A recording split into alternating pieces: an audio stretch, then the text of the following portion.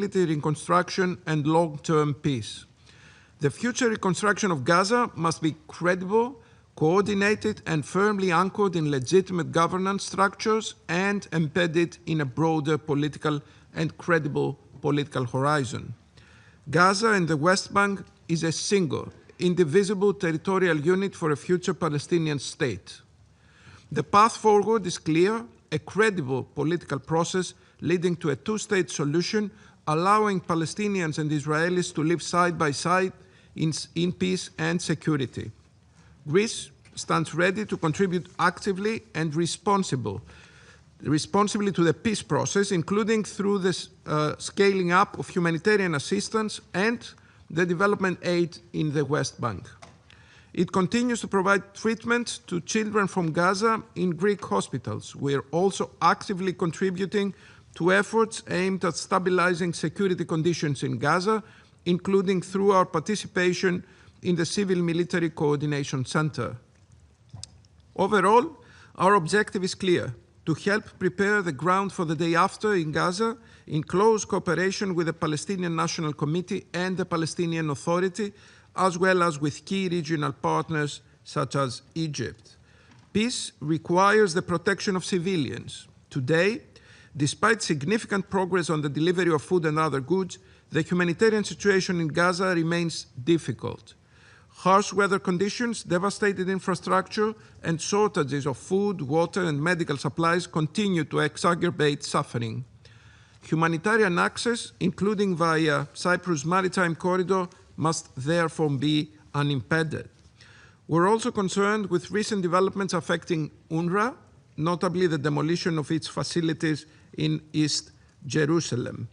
Beyond Gaza, the situation in the West Bank is steadily deteriorating. Rising settler violence, including against Christian communities, erodes trust and fuels instability on the ground. We also call for a halt to settlement activities, including in the E1 area. As the Greek Prime Minister stated during his recent visit to Ramallah and Jerusalem, Greece's support for the Palestinian Authority is unwavering. It remains the legitimate representative of the Palestinian people, and as such must be empowered politically and financially. The Palestinian Authority has been very serious in promoting reforms. Withheld tax revenues must be released immediately. Equally, the preservation of the status quo of the holy sites in Jerusalem is of paramount importance. Jerusalem is not only a city of profound religious significance, but a litmus test for coexistence and mutual respect. Mr. President, turning to Lebanon, this Council's visit to Beirut last December was more than symbolic. It sent a clear message: Lebanon is not alone. We welcome the progress achieved in Phase 1 of the National Disarmament Plan, which brings Lebanon closer to restoring full control over its territory in line with relevant Security Council resolutions.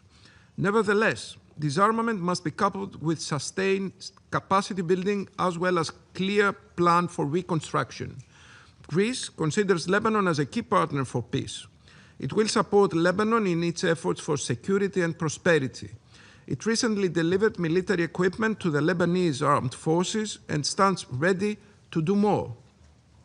In the same vein, we welcome the organization of an international conference in Paris on March 5, aiming at garnering international support toward the LAF, and we're looking forward to our participation. For Syria, Mr. President, 2025 has been a landmark year. The fall of the Assad regime gives a historic opportunity to a country of great importance for the Arab world and the Eastern Mediterranean. Greece stands by Syria and is offering support bilaterally and in its capacity as EU and Security Council member. We must acknowledge the progress achieved so far, but we should also not disregard the persisting challenges. We welcome the assurances by the Syrian government regarding adherence to international law and good neighborly relations. We expect them to be honored, especially in terms of maritime delimitations with neighboring states. Syria's sovereignty, unity, and territorial integrity must be fully respected. We also support the country's engagement with the United Nations and warmly encourage its further enhancement. looking forward to the prompt establishment of the Office of the Special Envoy in Damascus. At the same time, we should not forget that 2025 was marked by violence against Alawites, Druze, Christians, and lately the Kurds. We need more information, clarity, and indeed accountability. We reiterate the need for an inclusive transition and protection of all Syrians, including women, without any discrimination whatsoever due to religious or ethnic background, as a prerequisite for stability and recovery. Syria's wealth lies in its diverse and pluralistic society. Civilians must be protected under all circumstances. The latest developments in the northeast prove how fragile the transition remains and causes concern. The ceasefire agreement reached between the Syrian government and the SDF should be fully implemented by all sides. We call on all actors, including external actors, to act with restraint and avoid escalation that could destabilize the country and exacerbate ethnic tensions. The protection of Kurds must be fully ensured and their political and cultural rights safeguarded in a united Syria.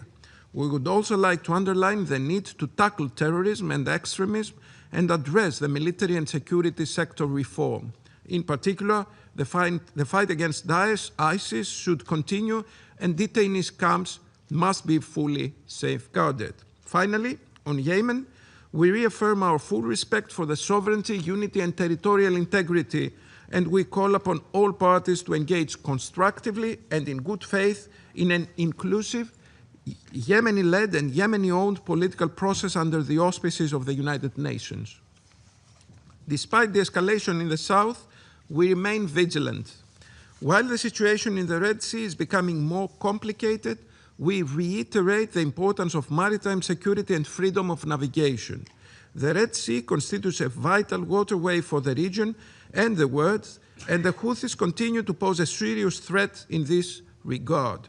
Greece, honoring its long maritime tradition, will continue to support regional and international activities and provide her leadership to EU naval operation Aspides in line with Council resolutions and in full respect of international law. In conclusion, Mr. President, Greece remains fully committed to working with all members of this Council, with the United Nations and with regional partners to turn commitments into action so that hope prevails over suffering, dignity over despair, and peace becomes a reality delivered. As a country of the Eastern Mediterranean, Greece is deeply conscious of the direct impact that instability in the region has on international peace and security. This awareness, together with our long-standing commitment to multilateralism and international law, underpins our readiness to act as a constructive and reliable partner in efforts to promote dialogue, de-escalation, and lasting peace. I thank you. I thank His Excellency, Mr. Gerard Petraeus, for his statement, and now give the floor to the representative of the United States. Thank you, Mr. President. Thank you, Deputy Special Coordinator Al-Akbarov, for your briefing. It was good to spend time with you late last year. Welcome to our colleagues, Your Excellencies of Foreign Ministers from Greece and Liberia. I think first and foremost, we should truly take heart that Ron Gavili's remains have finally returned to his family, who have suffered through unthinkable hardship for far too long. His funeral was today, and we hope his return brings a measure of solace and closure for the family that I also had the honor to spend some time with. And we are, I think we all hope, the remains of all the deceased are returned to their loved ones, those that were killed in this horrible war started by Hamas, so that these families can have some type of closure and peace. Colleagues, for the first time since 2014, in over a decade, Hamas and its terrorist affiliates no longer hold any hostages in Gaza. That's extraordinary, and we should take note of it. And I hope all those who claimed Hamas didn't know the locations of every hostage understand, frankly, their error. It is only due to the relentless efforts of the Israeli people and government, the tireless work of President Trump, his special envoys, Witkoff and Kushner, and the strong pressure put on Hamas, brought to bear by not only the United States, but our partners in the region, that all the hostages have at last returned home, and we could take those yellow ribbons off our lapels. Colleagues, on January 16th, President Trump celebrated the formation of the National Committee for the Administration of Gaza. For the first time since 2007, the people of Gaza who desperately want peace, and they want peace and not Hamas, its supporters or its enablers, they have an opportunity to chart a peaceful future for the Gaza Strip. We are grateful, deeply grateful, for Dr. Ali Sheikh's leadership of the National Committee and for our partnership with those serving alongside him to restore public services, to rebuild civil institutions, and to stabilize daily life in Gaza. Last week in Davos, President Trump announced the Board of Peace, and with it, the transition to phase 2 of the 20-point plan, both of which were established and endorsed by this committee in Resolution 2803. The results of phase 1 speak for themselves. A ceasefire that the entire world were begging for and demanding. Humanitarian aid that was so desperately needed. And the release and return of all hostages to their families. Phase 2 will advance the full demilitarization and reconstruction of Gaza in line with the President's plan and with Security Council Resolution 2803. On behalf of the United States, I would like to thank all those that have committed to joining the Board of Peace, especially fellow council members Bahrain and Pakistan. Under President Trump's chairmanship, the Board of Peace is acting and not just talking. With the President's vision and tenacity, the board will help realize a new Gaza and a break from this decades-old cycle of violence. We realize it's unconventional. Change makes some uncomfortable. But with this innovative approach, we are leaving behind decades of wasted time, wasted money, and wasted chances for peace.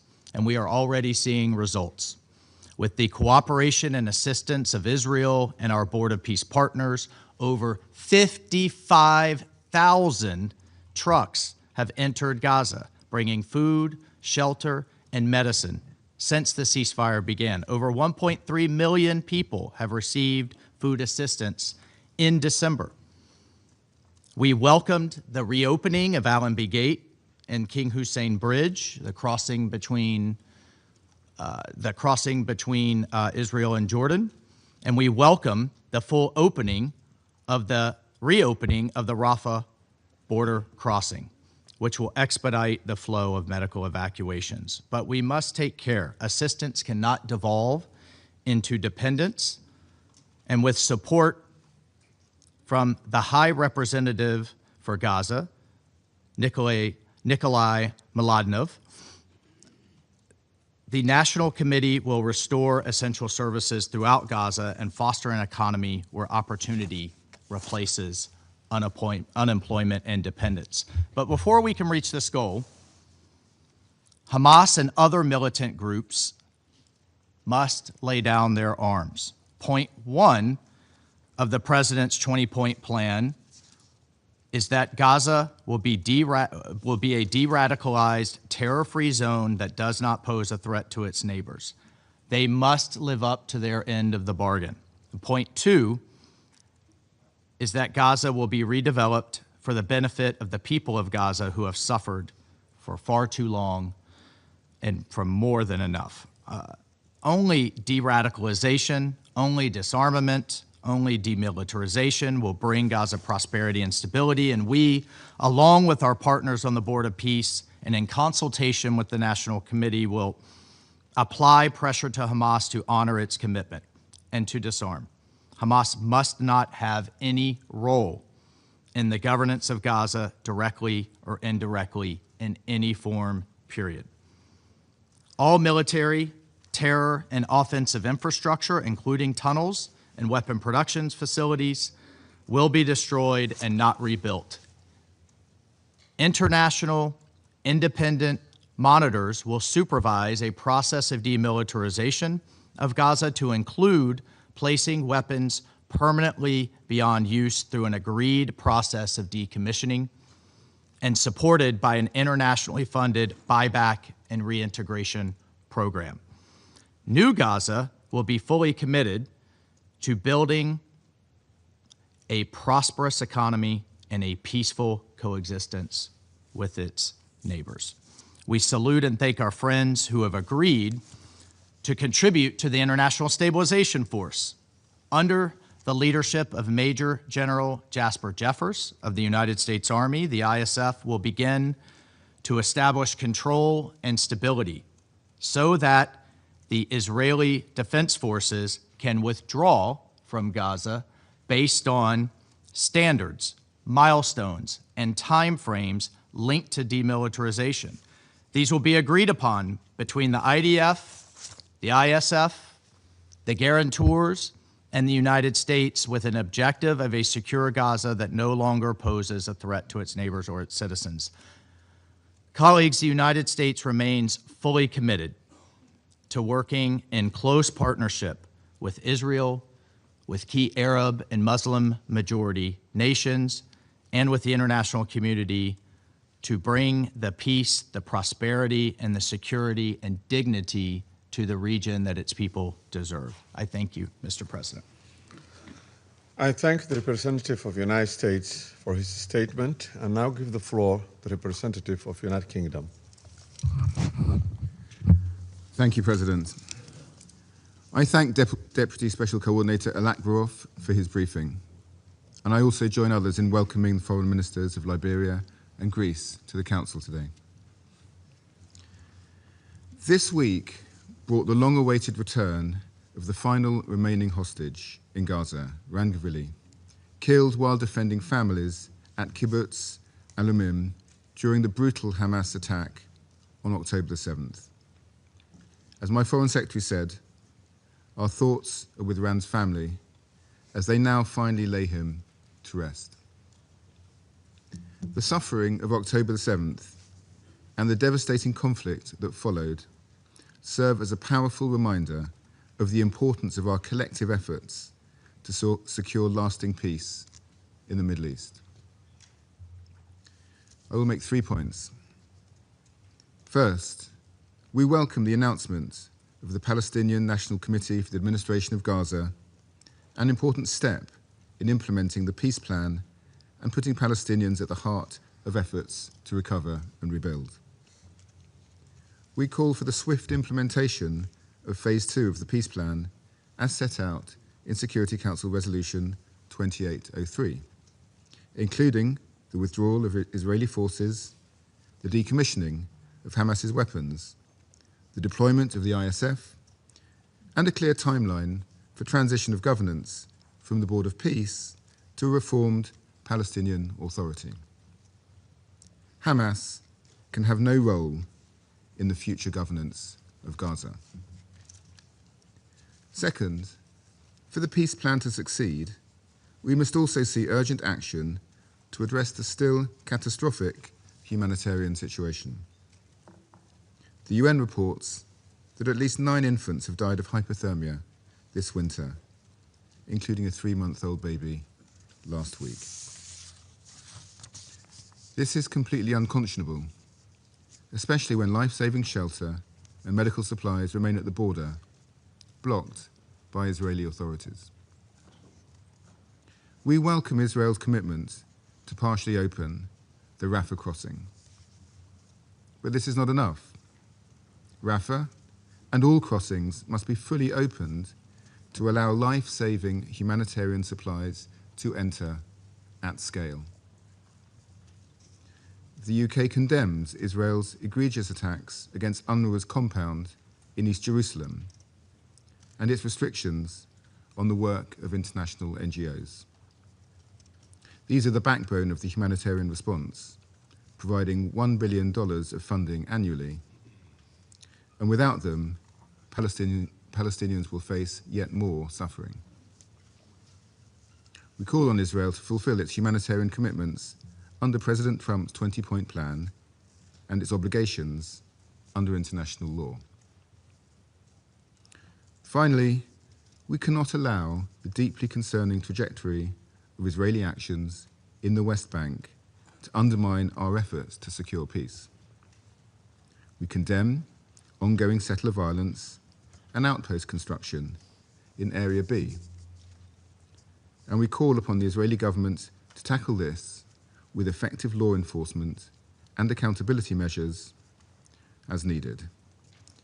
Israeli movement restrictions and incursions into Area A must cease. We oppose ongoing illegal settlement expansion, including recent developments around E1.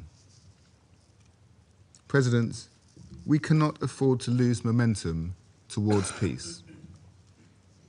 The UK remains committed to supporting swift implementation of Resolution 2803 and to forging a new future built upon a two-state solution with Israelis and Palestinians living in peace, security, and dignity. I thank you. I thank the representative of the United Kingdom for his statement and now give the floor to the representative of China.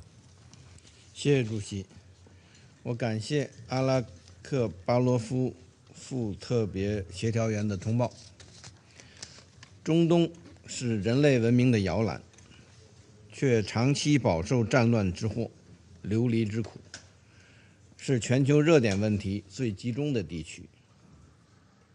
当前，中东再次站在历史的十字路口，安全形势敏感脆弱，各种矛盾。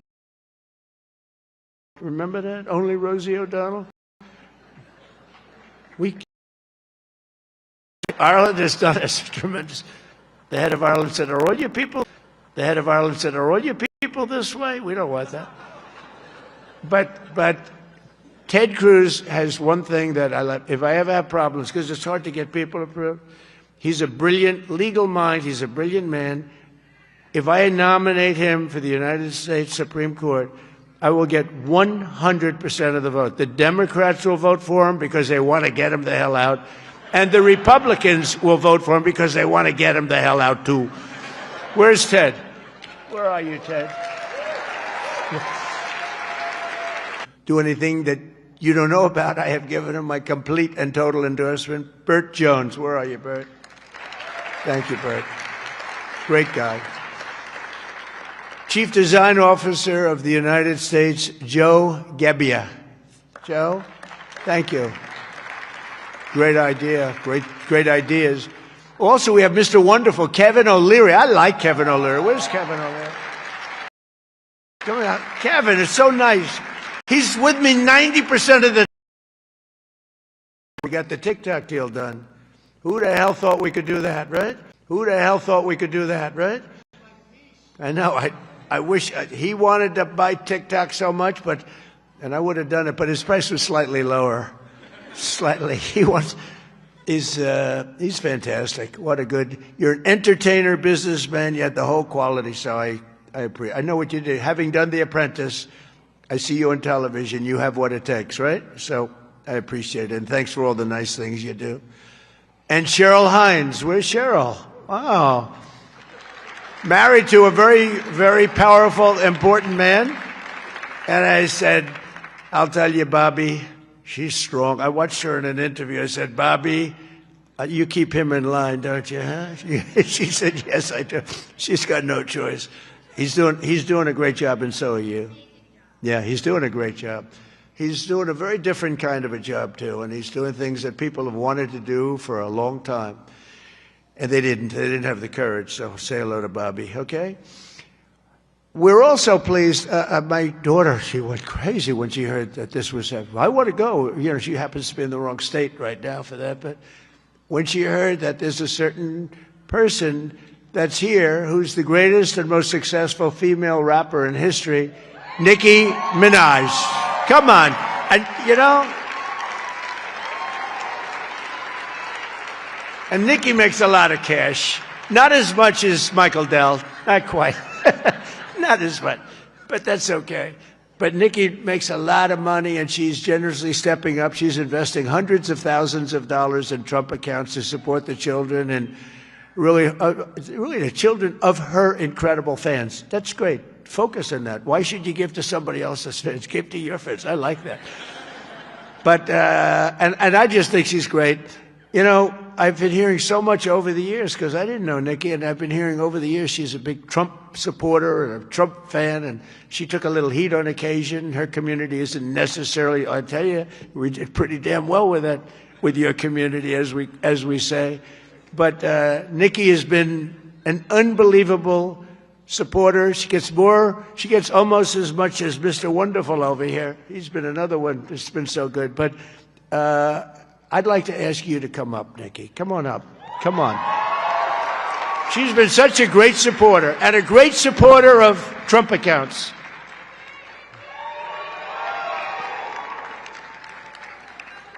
And I said, I'm going to let my nails grow because I love those nails. I'm going to let those nails grow.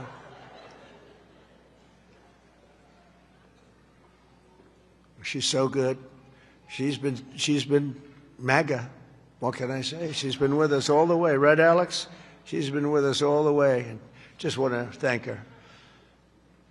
And it wasn't so easy. For you, it was easier, right? You want to come up? You want to come up? Mr. Wonderful, come on up here. You've been terrific. Come on up.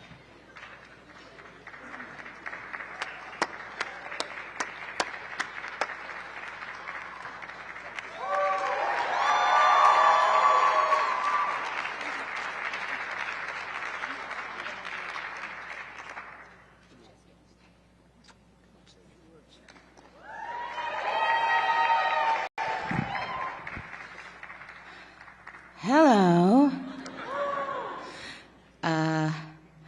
Well, I don't know what to say, but I will say that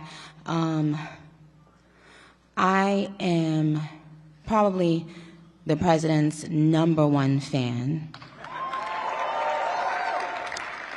And that's not going to change. And the hate or what people have to say, it does not affect me at all. It actually motivates me to support him more. And it's going to motivate all of us to support him more. We're not going to let seized assets return. As we look to the next stage of the peace plan for Gaza, we must not forget the West Bank, where unprecedented devastating developments are currently unfolding. As we heard from the Deputy Special Coordinator, this includes record numbers of expansions of illegal Israeli settlements, settler violence, intimidation, the seizure of farmland, and destruction of crops with widespread impunity. Families are forced to flee their homes. A recent example was the displacement this week of all 120 families in Ras Ain al-Auja, Bedouin community in the Jordan Valley, due to the escalating violence by the Israeli settlers. We urge Israel to immediately halt these measures. Mr. President, peace demands a clear path forward. A two-state solution remains the only viable option for long-term sustainable peace, one in which Gaza and the West Bank are reunited and where Palestinians and Israelis alike can live in security, freedom, and dignity. We hope that the implementation of the second phase of the peace plan will help turn the page and open a new chapter for Gaza. I thank you. I thank the representative of Denmark for her statement and now give the floor to the representative of Panama. Gracias, señor presidente. Agradecemos la exposición informativa presentada por el doctor Ramiz Alakbarov, coordinador especial adjunto y coordinador residente de la Oficina de las Naciones Unidas para el Proceso de Paz en Medio Oriente. A su vez, extendemos una cordial bienvenida a los ministros de Relaciones Exteriores de Liberia y Grecia, así como a todos los distinguidos representantes de las delegaciones que nos distinguen hoy con su participación. Los acontecimientos recientes en el Medio Oriente confirman la naturaleza dinámica y compleja de la región, marcada por desafíos multidimensionales que exigen una atención sostenida y coordinada de la comunidad internacional. Pese al alto al fuego en vigor desde el 10 de octubre, la situación sobre el terreno en Gaza continúa siendo extremadamente frágil. Si bien el cese de hostilidades ha reducido la intensidad del conflicto, sigue siendo insuficiente para garantizar una protección efectiva y sostenida de la población civil.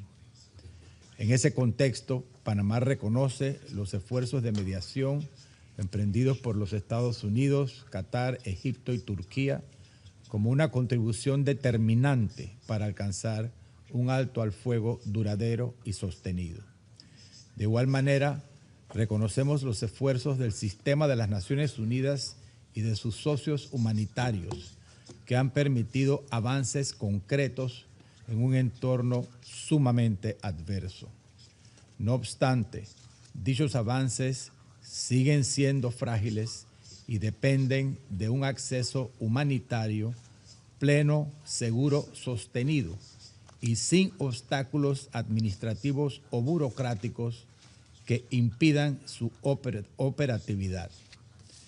Hace unos días se confirmó la liberación de los restos mortales de Ran Ghibli, último de los 251 rehenes capturados donde el atroz ataque terrorista de Hamas del 7 de octubre de 2023.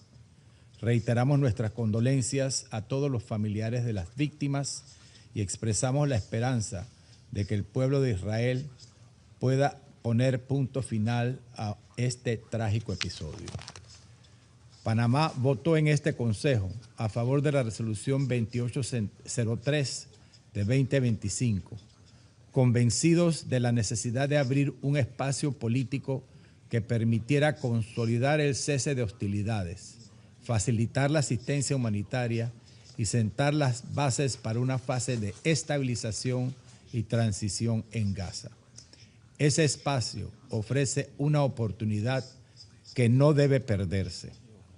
Consideramos que los mecanismos previstos en dicha resolución para la implementación del plan de paz, incluida la Junta de Paz, deben ser impulsados de manera coordinada y contar con el acompañamiento efectivo de las Naciones Unidas, en particular del Consejo de Seguridad, como fuente primigenia de su legitimidad. Expresamos nuestra preocupación por los recientes hechos que han afectado las instalaciones de UNRWA y reafirmamos el principio de inviolabilidad de los locales de Naciones Unidas, así como los privilegios e inmunidades de su personal que los estados están obligados a respetar. Instamos a que las organizaciones no gubernamentales que han acompañado el enorme esfuerzo humanitario, pese a las extremas condiciones en el terreno, puedan continuar haciéndolo sin obstáculos para que contribuyan a la conclusión exitosa del plan de paz. Reafirmamos que la última vía sostenible y humana es aquella que permita a los pueblos de Israel y Palestina vivir lado a lado, en paz, seguridad y dignidad, y en un futuro ojalá cercano. Por otra parte, observamos con preocupación las medidas desproporcionadas adoptadas por el gobierno de la República Islámica de Irán en respuesta a manifestaciones ciudadanas destinadas a expresar demandas legítimas de libertad. Las detenciones arbitrarias, las desapariciones forzadas, las restricciones a la libertad de reunión y las acciones dirigidas a silenciar a las familias de las víctimas contravienen las obligaciones internacionales en materia de derechos humanos y refuerzan la urgencia de darle voz al pueblo iraní y una apertura hacia la comunidad internacional. En cuanto a Siria, Panamá reafirma su respaldo al proceso de transición política liderado y asumido por los sirios. Y subrayamos que una paz duradera solo será posible mediante la integración inclusiva de todas las minorías, respetando la soberanía nacional y la integridad territorial del país. Valoramos los esfuerzos recientes de las autoridades interinas por priorizar la contención y el diálogo en Alepo y sus alrededores y reafirmamos la obligación de todas las partes de cumplir el acuerdo del 19 de enero, respetar el derecho internacional humanitario y proteger a la población civil. Asimismo, Panamá subraya que el terrorismo sigue constituyendo una amenaza grave para la paz y la seguridad de la región. Reiteramos la necesidad de que se prevenga la reactivación de grupos terroristas, se gestione de manera segura los centros de detención y se garantice la repatriación responsable de combatientes extranjeros. También mantenemos una atención especial sobre la situación en el sur de Yemen, donde las últimas semanas se ha registrado un aumento de tensiones y enfrentamientos que afectan gravemente la seguridad, la estabilidad y las condiciones humanitarias de la población civil. En este contexto, reiteramos la necesidad de priorizar una agenda genuinamente nacional y subrayamos el papel central que corresponde al propio pueblo yemení en las decisiones relativas a su futuro y a la gobernanza de su país.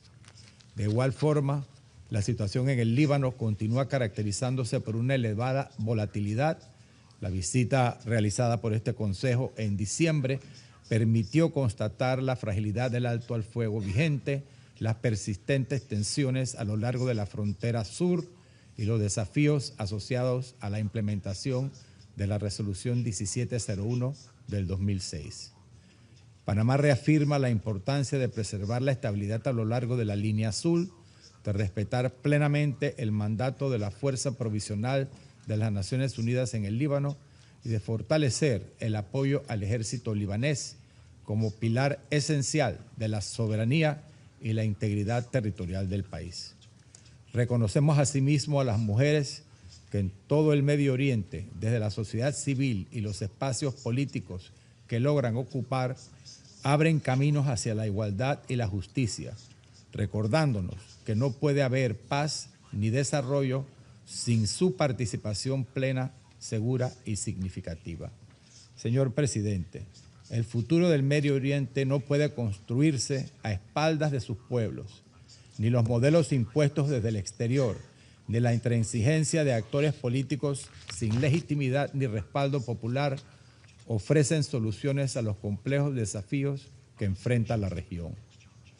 La estabilidad de la región y su contribución a la paz y la seguridad internacionales serán el resultado de la suma de acciones que, aunque parezcan pequeñas, reflejan el sacrificio de mujeres y hombres que salvan vidas, alimentan a los más vulnerables, educan a los niños y eligen cada día la paz por encima de la violencia, dando fe de que el mejor futuro es el que se construye con base al respeto al diferente.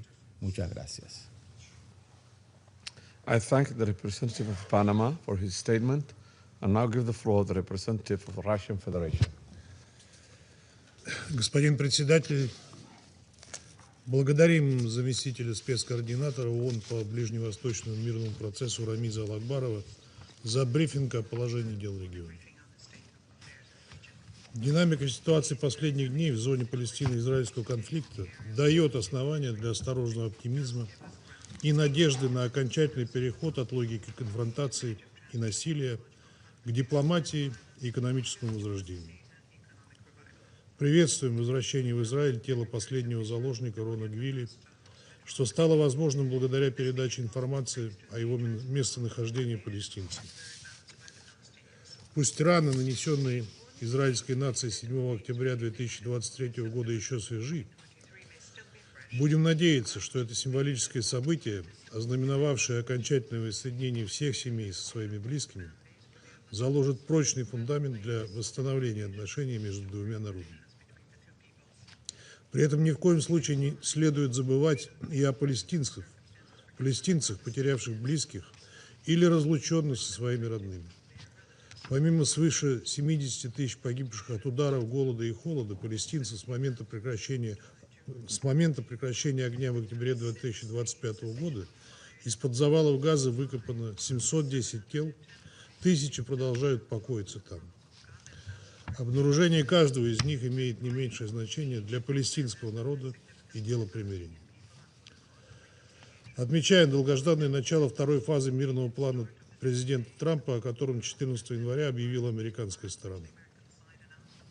Запуск работы переходных структур в анклаве, в первую очередь Национального комитета по управлению Газой во главе с опытным функционером ПНА Али Шаасом, закладывают основу для процесса восстановления сектора. Убеждены, что успех в реализации мирной инициативы возможен лишь при неукоснительном уважении интересов и прав палестинского народа, а также при тесной координации временных структур с ПНА. Подчеркиваем недопустимость любых планов по насильственному перемещению газовитян, какими бы благовидными предлогами они ни обставлялись. Ожидаем в обозримой перспективе восстановления административного, политического и экономического единства Газа и СБРИ, включая Восточный Иерусалим, в рамках палестинского государства в границах 1967 года. Ждем от американской стороны больше конкретики по поводу перспектив развертывания в секторе международных стабилизационных сил, в том числе по составу, численности и мандату данной миссии. Исходя из многолетнего опыта миротворческих операций, полагаем, что эффективность МСС будет напрямую зависеть от наличия согласия сторон и способности беспристрастно выполнять подмандатные задачи. При этом применение силы должно быть строго ограничено во избежание втягивания миротворцев в качестве одной из сторон конфликта. В целом полагаем, что дальнейшая реализация мирного плана потребует от посредников фокусировки на поиске комплексного переговорного решения проблемы разоружения палестинских группировок и вывода израильских подразделений из Газы. Попытки силового решения ни к чему не приведут. Господин председатель, теперь, когда тело последнего заложника было возвращено, у израильской стороны не осталось никаких оснований для дальнейшего промедления с выполнением своих гуманитарных обязательств в отношении газовитян. Хотели бы напомнить, что гумобязательства Израиля заложены в пунктах 7 и 8 мирного плана президента Трампа, а также в оперативном параграфе 3, одобрившей его резолюцией СБ ООН 2803, где прямо указывается на важность возобновления полномасштабной доставки гуманитарной помощи в сектор Газа через сотрудничающие организации, включая ООН. Речь идет в том числе и о необходимости полноценного открытия КПП «Рафах», о чем было объявлено только 26 января, то есть спустя 3,5 месяца после заключения соглашения о прекращении огня. К сожалению, гуманитарная ситуация в Газе продолжает оставаться катастрофической в условиях тотальных разрушений и ограничений на поставки грузов. Сохраняющиеся запреты на проведение гумопераций и ввоз необходимых товаров, а также техники для расчистки завалов, серьезно усугубляют положение газовитян. Палестинцы продолжают погибать под израильскими ударами, страдать от голода, фактического отсутствия медицинской помощи и доступа к образованию, к которым добавились зимние холода. С 10 октября 2025 года порядка 500 человек были убиты, как минимум 9 умерли от переохлаждения. Информация, поступающая от гуманитарных организаций, наглядно свидетельствует о несоразмерности масштабов гуманитарных потребностей и фактического уровня реагирования. Более того, вызывает серьезную обеспокоенность тенденция к дальнейшему сужению гуманитарной активности, в том числе посредством введения Израилем дополнительных требований к регистрации гуманитарных неправительственных организаций, на долю которых приходится значительная часть жизненно важной работы. Исходя именно из острых нужд и насущных потребностей палестинцев, мы анонсировали готовность предоставить $1 миллиард США из замороженных прежней американской администрацией российских активов на проекты по восстановлению и реконструкции сектора Газа. Призываем Израиль воздержаться от действий, подрывающих гуманитарное реагирование, и обеспечить гуманитарным структурам безопасный и беспрепятственный доступ, необходимый для преодоления последствий одного из самых острых кризисов современности. Господин председатель, особого внимания требует ситуация вокруг Бапор.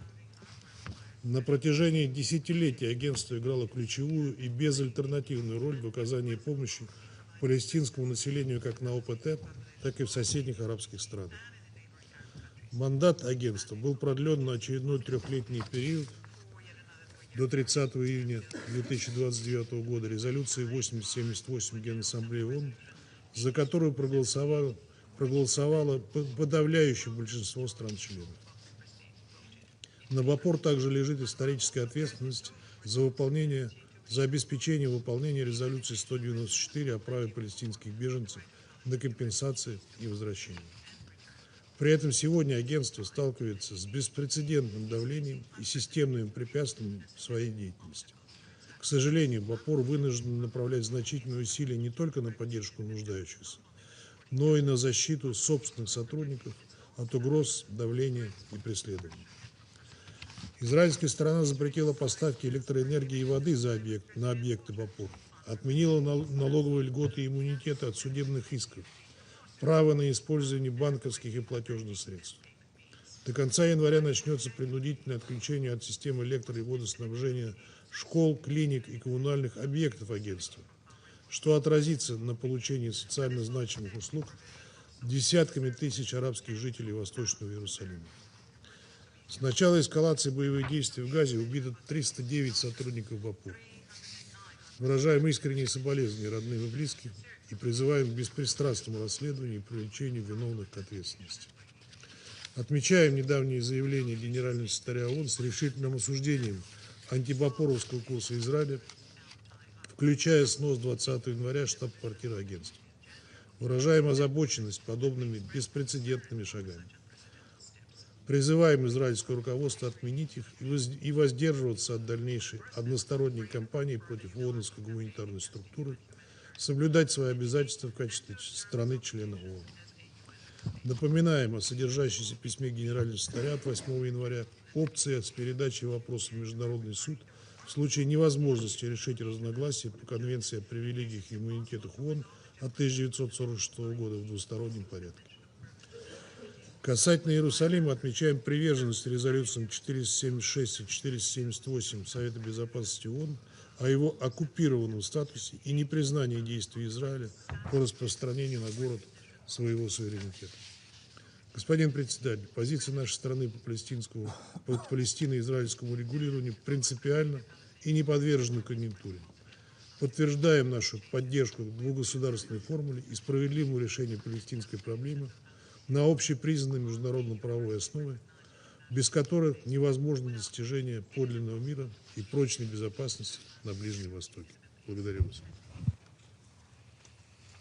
I thank the representative of Russian Federation for his statement. I now give the floor to the representative of Pakistan. Thank you, Mr. President. We also join colleagues in thanking Deputy Special Coordinator for the Middle East Peace Process, Mr. Ramiz Al-Akbarov, for his comprehensive briefing. And we welcome UN's continued commitment to remain engaged on the Palestinian question in all its aspects. Pakistan welcomes the convening of this open debate at a time when cautious diplomatic progress coexists with serious humanitarian situation and continued violations on ground in Gaza and the rest of the occupied Palestinian territory. Mr. President, the unresolved Palestinian question is at the core of the instability in the Middle East. Palestinian people have endured decades of illegal occupation marked by dispossession, brutal repression, and the denial of their inalienable rights, including the right to self-determination. Over the past 2 years in Gaza, this suffering escalated to an unprecedented scale, resulting in widespread civilian casualties, mass displacement, almost total destruction of infrastructure, and severe humanitarian deprivation. Against this backdrop, the international community sought to re-anchor efforts towards diplomacy and a credible political pathway towards peace. Initiatives such as the High-Level Conference on the Peaceful Settlement of the Question of Palestine, held last July, as well as President Trump's 20-point peace plan, subsequently endorsed by the Security Council Resolution 2803, reflect this renewed engagement. In line with Resolution 2803, the commencement of the second phase of the peace plan, including the establishment of the National Committee for the Administration of Gaza and the establishment of the Board of Peace and executive committees, are important steps. As intended in the plan, these measures should now help consolidate the ceasefire, secure a permanent cessation of hostilities, facilitate transitional arrangements, enable recovery and reconstruction, ensure the provision of humanitarian assistance at scale, and prepare the ground for a sustainable and credible political process towards Palestinian self-determination and statehood. However, we are deeply concerned that the fragile situation in Gaza remains under constant strain. Ceasefire violations continue unabated and civilian lives remain at risk. Increased pressure on international humanitarian organizations, including deregistration measures and restrictions on humanitarian operations, are impeding assistance and protection for the most vulnerable. We strongly condemn Israel's continued attacks on the UN premises and UNRWA, including the recent demolition of UN compound in the Sheikh Jarrah neighborhood of occupied East Jerusalem. Such actions undermine the stabilization efforts and threaten the limited progress achieved so far. UNRWA's operations remain essential and must be safeguarded. Pakistan, together with other Arab and Islamic countries in the Group of Eight, has joined the Board of Peace in support of its mandate as endorsed by the Security Council Resolution 2803. In a joint statement, the foreign ministers of the group reiterated their support for the peace efforts led by President Donald Trump and reaffirmed their commitment to implementing the mission of the Peace Board as a transitional administration as set out in Comprehensive Plan to End the Gaza Conflict and endorsed by Resolution 2803, aimed at consolidating a permanent ceasefire, supporting the reconstruction of Gaza, and advancing a just and lasting peace grounded in the Palestinian right to self-determination and statehood in accordance with international law, thereby paving the way for security and stability for all countries and peoples of the region. To ensure that current initiatives deliver tangible results, Pakistan underscores the following priorities. First, globally, on the process and its objectives.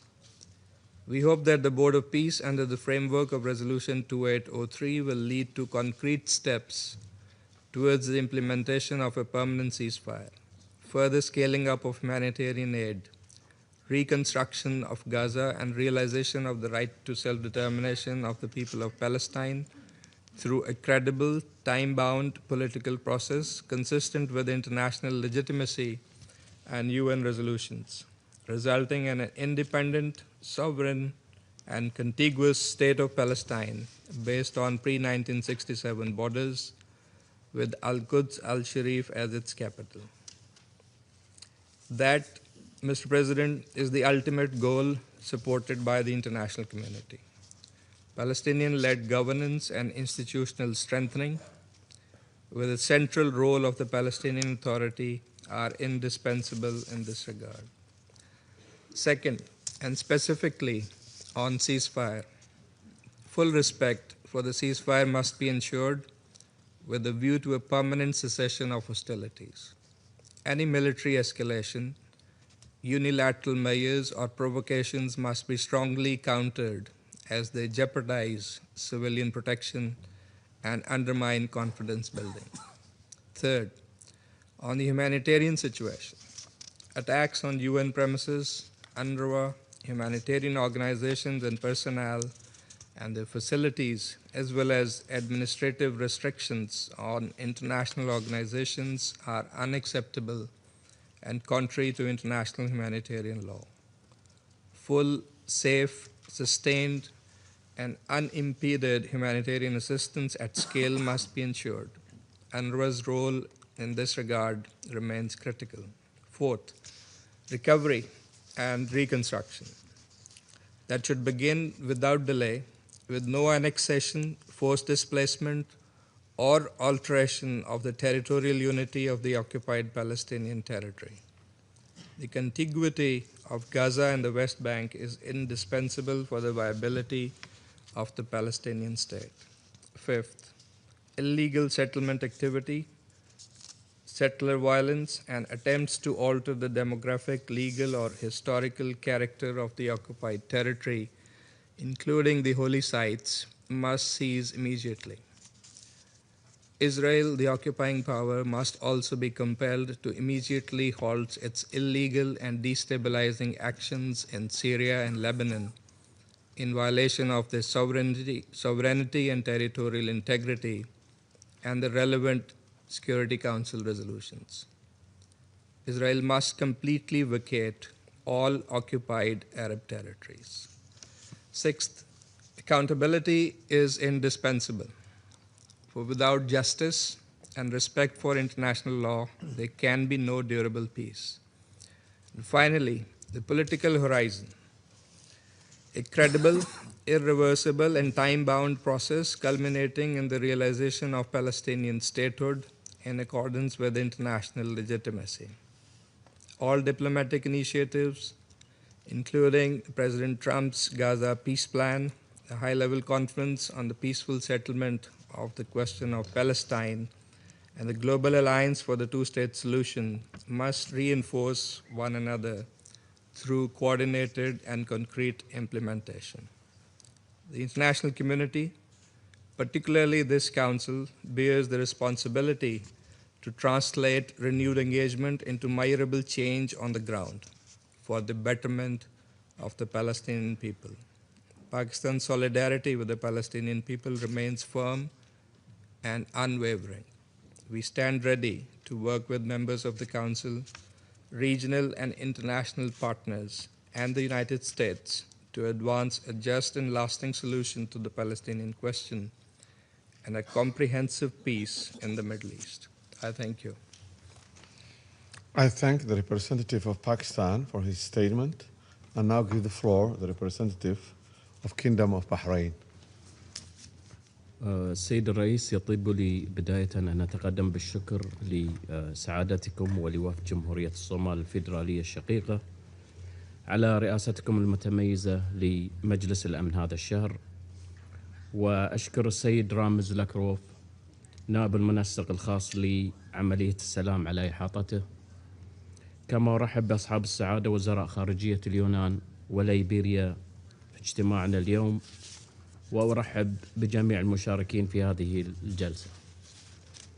سيد الرئيس، تتطلع مملكة البحرين وشعوب منطقة الشرق الأوسط والعالم إلى إنهاء الصراع الفلسطيني الإسرائيلي الذي استمر لنحو 80 سنة وكبد المنطقة خسائر فادحة لا تعوض في الأرواح والأعيان والمقدرات والبنى التحتية، وحرم أجيالا متعاقبة من فرصة العيش في أمن واستقرار وحرية وكرامة في ظل غياب الحل العادل والدائم للقضية الفلسطينية.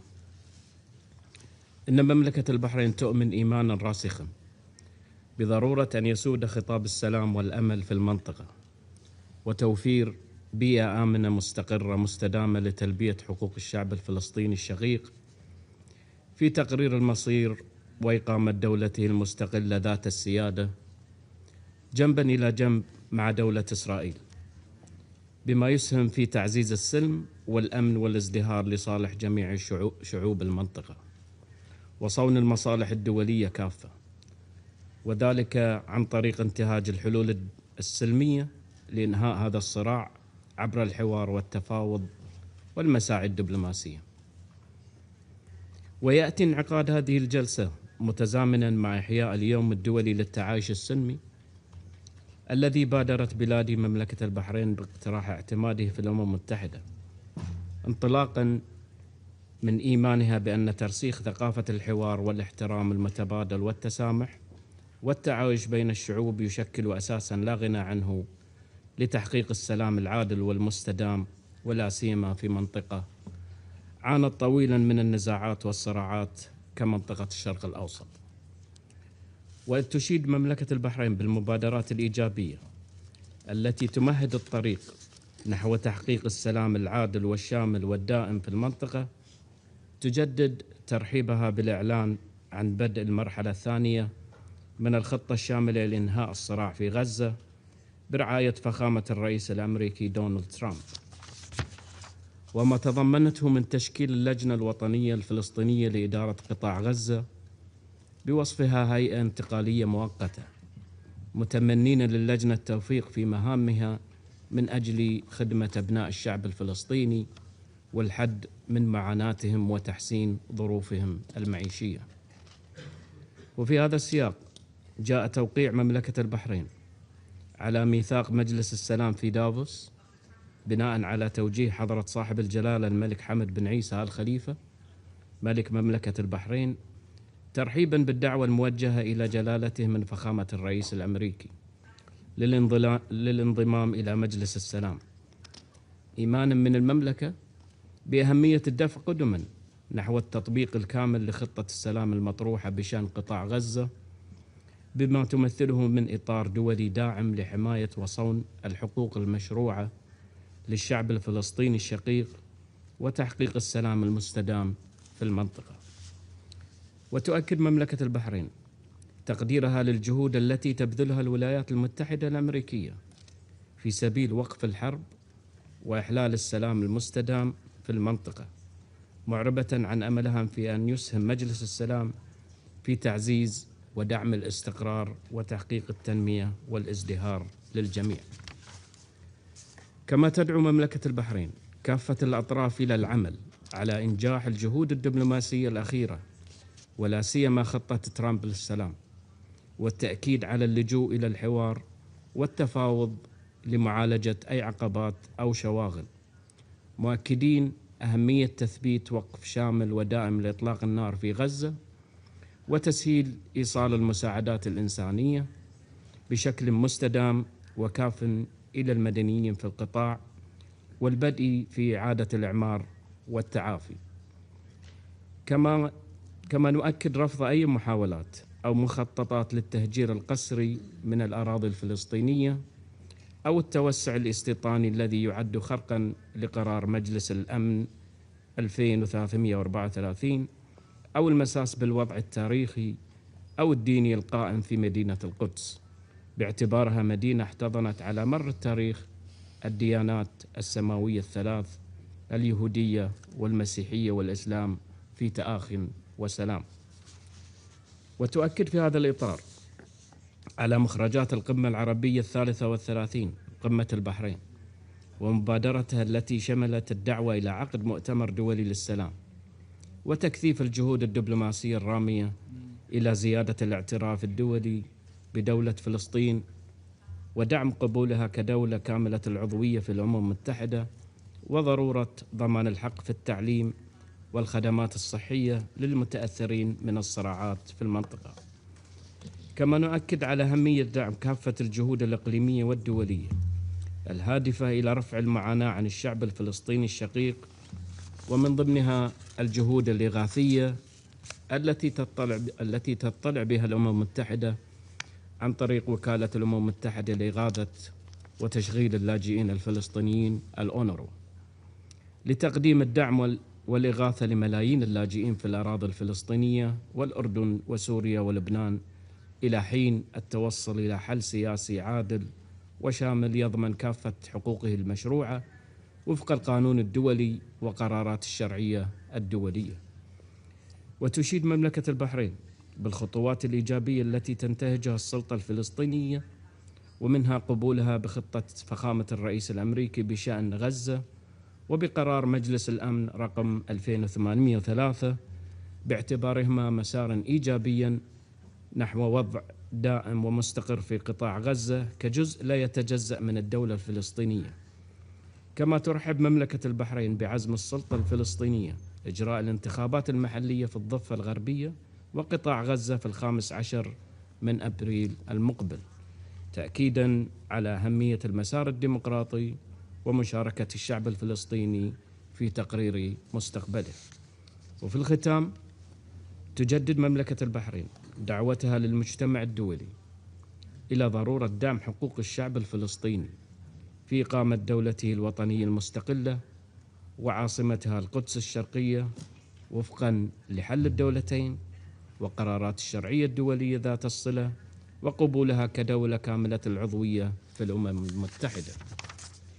كما نؤكد على ضرورة العمل على تحقيق السلام العادل والشامل والمستدام في الشرق الأوسط وفق كافة قرارات الأمم المتحدة ذات الصلة، وآخرها القرار 2803 ومبادرة السلام العربي لعام 2002، مؤكدين في هذا الإطار على التزام مملكة البحرين بصفتها عضواً في مجلس الأمن بمواصلة العمل مع أعضاء المجلس وسائر الأطراف المعنية لدعم الجهود الرامية إلى ضمان حقوق الشعب الفلسطيني المشروعة والمساهمة الفاعلة في تحقيق سلام عادل ودائم في الشرق الأوسط بما يحفظ الأمن والاستقرار الإقليمي ويصون السلم والأمن الدوليين ويتيح فرصة الازدهار لشعوب المنطقة كافة. وشكرا سيد الرئيس. I thank the representative of the Kingdom of Bahrain and now give the floor to the representative of the Democratic Republic of the Congo. Monsieur le Président, la République démocratique du Congo tient à féliciter la République fédérale de la Somalie pour la diligence avec laquelle elle a dirigé les travaux du Conseil de sécurité tout au long du mois de janvier qui s'achève et pour avoir pris l'initiative d'organiser ce débat trimestriel sur la situation au Moyen-Orient, y compris la question de la Palestine. Nous saluons la présence dans cette salle du coordonnateur spécial adjoint pour le processus de paix au Moyen-Orient, ainsi que celle de leurs excellences Madame et Messieurs les ministres des Affaires étrangères du Libéria et de la Grèce. La République démocratique du Congo demeure préoccupée par la persistance des tensions et des foyers d'instabilité à travers le Moyen-Orient, notamment en Syrie, au Yémen ou encore au Liban. La région est marquée par l'enchevêtrement des crises politiques, sécuritaires et humanitaires, la fragmentation des dynamiques régionales, la multiplication des acteurs armés et le risque permanent d'escalade rappellent l'urgence d'une approche globale, cohérente et fondée sur le respect du droit international, afin de prévenir toute extension des conflits et préserver la paix et la sécurité régionale. Monsieur le Président, notre propos de ce matin va plus se focaliser sur la question palestinienne, épicentre de la crise au Moyen-Orient. Cette réunion intervient 2 mois après le momentum consacré par l'adoption de la résolution 2803. Elle offre l'opportunité pour le Conseil de se saisir en ce début d'année 2026 des prémices d'un retour à la paix et à la stabilité au Moyen-Orient, particulièrement dans la bande de Gaza. Le Conseil a, par cette résolution, proposé un cadre pour une transition inclusive à Gaza, ce qui constitue une avancée importante. La crédibilité du Conseil de sécurité dépendra de sa mise en œuvre effective et transparente. D'emblée, la République démocratique du Congo aimerait saluer le leadership des États-Unis d'Amérique ainsi que les actions du Qatar, de la République arabe d'Égypte et de la République de Turquie dans la conclusion du plan d'ensemble visant à mettre fin au conflit à Gaza, particulièrement dans les efforts engagés pour l'obtention d'un cessez-le-feu entre les parties en conflit.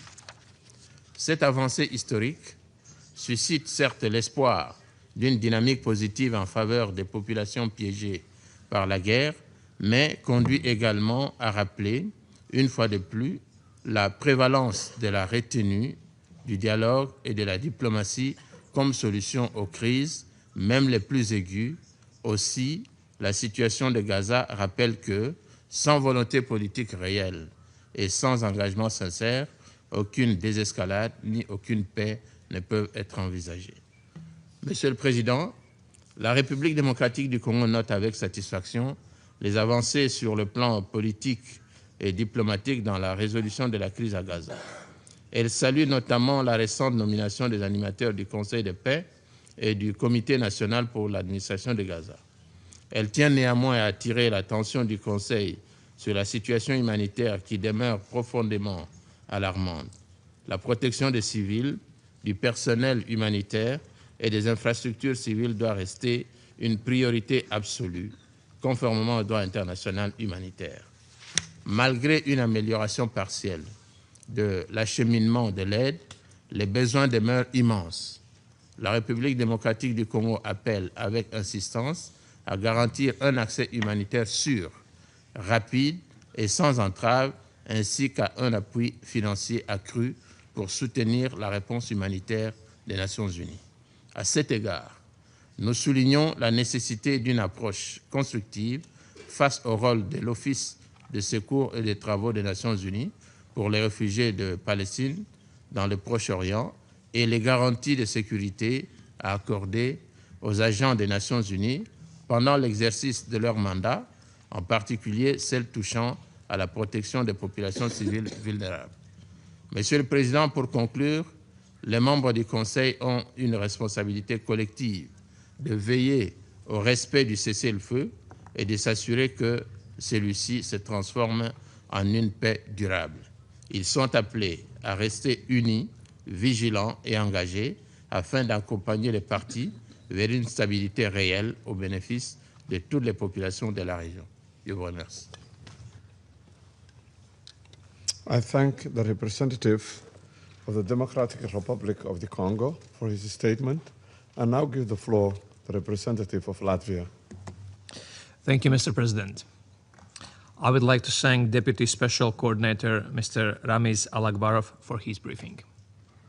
Mr. President, there are prospects for stability in the Middle East. The terrorist networks of Hamas, Hezbollah, and the Houthis have been severely degraded. The failed Iranian regime has been weakened. And its nuclear program has been set back decisively. The collapse of the Assad regime has brought relief to millions of Syrians and contributed to the wider stability of the region. As a fragile ceasefire in Gaza continues to hold, we must collectively engage in its consolidation. We need to build on this progress to end the immense human suffering of the Palestinian people and to provide them with opportunities to secure their daily livelihoods, reconstruct infrastructure, and regain their dignity and future. The people of Israel have to be assured that they can live in peace, security, and without the daily threat of terrorism. At last, 843 days since October 7, all of the hostages taken by Hamas are finally returned home. Our thoughts and prayers are with the Gwili family and all other families that endured this horror. Mr. President, Latvia supports the full implementation of President Trump's comprehensive plan to end the Gaza conflict. It must serve as a building block for broader stabilization in the Middle East. We welcome the launch of Phase 2 of the comprehensive plan, which has commenced with the announcement of the Executive Board, the National Committee for the Administration of Gaza. We also welcome the work of the Civil Military Coordination Center. Further on, it is imperative that Hamas disarms and relinquishes power. We look forward to the Board of Peace in its transitional administration capacity, as endorsed by the Security Council Resolution 2803, to provide strategic oversight of the implementation of the comprehensive plan and redevelopment of Gaza for the benefit of its people. We also await the International Stabilization Force to be generated and to fulfill its security role. Mr. President, with the transitional governing bodies taking up their duties, there is a pathway for tangible reconstruction and development, with drinking water and food, as well as hospitals and schools to be accessible to everyone throughout Gaza. The Palestinian Authority has to be assisted in building institutional capacities, implementing its reform agenda, and addressing security challenges. Mr. President, the past 2 years have confirmed that breaking the cycle of violence requires sustained investment in a viable political solution, a peace that addresses the security concerns and the legitimate aspirations of both Israelis and Palestinians. We should not lose sight of the objective of the two-state solution in accordance with international parameters as defined by Security Council resolutions and the New York Declaration endorsed last September. A just and lasting peace requires Gaza and the West Bank to be addressed as one unified entity. The unprecedented levels of violence, land confiscations, house demolitions, and settlement expansion that are emerging across the West Bank undermine international efforts aimed at achieving peace and stability in the region. We strongly oppose any steps towards territorial or demographic change in occupied Palestinian territories and urge Israel to halt its settlement policy in the West Bank. Mr. President, the ultimate value of any plan is determined not by its quality on paper, but by its effective and efficient execution in the real world. We commend the dedication and courage of humanitarian workers who, despite extremely difficult circumstances, have responded swiftly to the urgent needs of civilians in Gaza. The immediate flow of aid following the peace agreement last October provided a vital lifeline, and it should be continuously ensured without interruption or obstruction. Humanitarian needs remain immense and are further exacerbated by dire weather conditions, with most civilians still lacking access to shelter, clean water, and basic medical care. In this regard, the adoption of new registration requirements for international non-governmental organizations raises serious concerns about their potential impact on humanitarian assistance. Safeguarding and enabling predictable and non-discriminatory operating environment remains essential to ensure that this vital assistance can continue in line with international humanitarian and human rights law. We call on Israel to engage in meaningful dialogue with affected stakeholders. Mr. President, the situation in Iran has reached an alarming level of repression. The regime has killed thousands of innocent protesters. It continues to carry out mass repression and an attempt to silence protesters. Latvia stands in solidarity with the brave people of Iran. We demand an immediate end to the violent oppression of its people who are simply exercising their fundamental rights. Iran's ongoing support for armed proxies and its aggressive regional interventions undermine security and stability across the Middle East and beyond. The continued material support of the Iranian regime to Russia's war of aggression against Ukraine is despicable. Mr. President, we also take note of certain positive developments in the region that merit continued support from the international community. We welcome the Lebanese government's political commitment and efforts to foster economic recovery, reconstruction, and security, including steps taken to ensure the state's monopoly on weapons. We reaffirm our support to the implementation of the Security Council Resolution 1701 and the important role of UNIFIL. Emerging from decades of violence and grief, the new Syria has a historic opportunity to shape a future of peace, security, and prosperity for its people and neighbors. We welcome the efforts of Syrian transitional government to sustain security and advance an inclusive political transition and socioeconomic recovery. In conclusion, let me emphasize that at a time when there is a glimmer of hope for stability and lasting peace in the Middle East, the international community must strengthen its collective commitment to this goal. In doing so, we must focus on the needs of people and their aspirations for security and dignity. I thank you. I thank the representative of Latvia for his statement and now give the floor to the representative of Colombia. Muchas gracias, señor presidente. Por la convocatoria a este debate abierto, agradezco al coordinador especial Ramiz Alakbarov por su presentación y saludo a las delegaciones que participan en esta sesión. Al tomar la palabra por primera vez como miembro de este Consejo en una sesión dedicada a la cuestión de Palestina, Colombia reitera su solidaridad con el pueblo palestino y su compromiso con la realización de sus derechos inalienables, incluido el derecho a la autodeterminación. Señor presidente, han transcurrido más de 3 meses desde la puesta en marcha de la primera fase del Plan de Paz para Gaza. Mientras se anuncian discusiones sobre una segunda fase, persisten las violaciones reiteradas y cada vez más graves del cese al fuego, así como restricciones al acceso humanitario impuestas por Israel.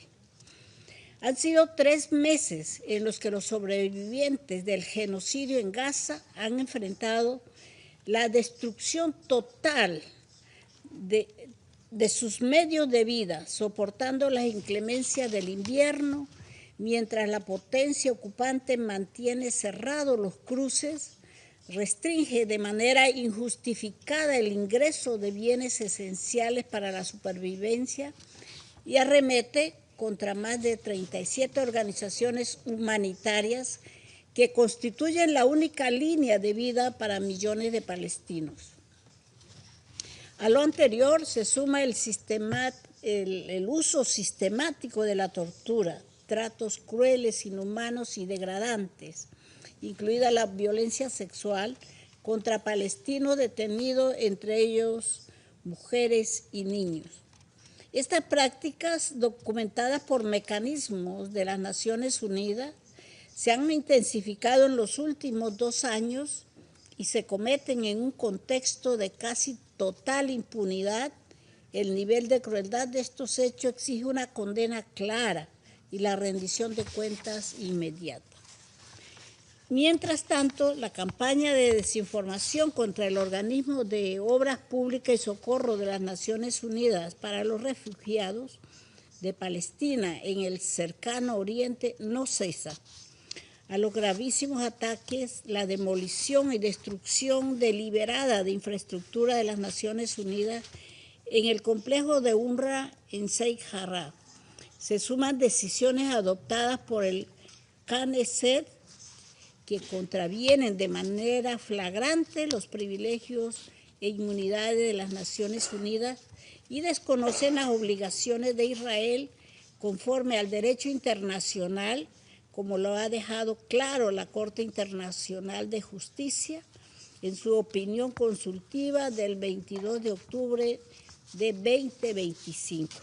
Señor presidente, no podemos perder de vista que la paz y la estabilidad solo pueden construirse sobre principios, sobre la justicia, la rendición de cuentas y el pleno reconocimiento del derecho inalienable del pueblo palestino a la autodeterminación. La única salida justa y sostenible es la solución biestatal y la construcción de un Estado palestino soberano, viable y contiguo dentro de las fronteras previas a 1967.